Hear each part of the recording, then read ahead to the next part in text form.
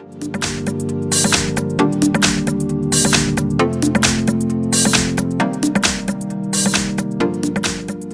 I have Huawei Mate 20 and let me show you how to reset settings on the following device.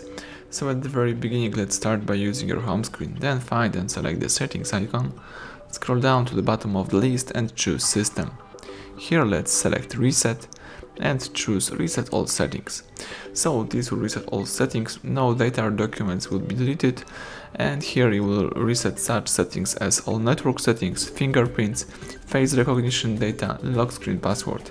If you are aware of this, let's choose Reset All Settings and confirm the operation by tapping Reset All Settings again. The device is restoring the default settings. Let's wait until the process will be completed.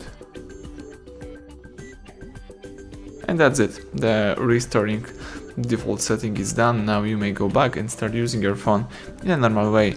So thank you for watching, please subscribe our channel, leave thumbs up under the video.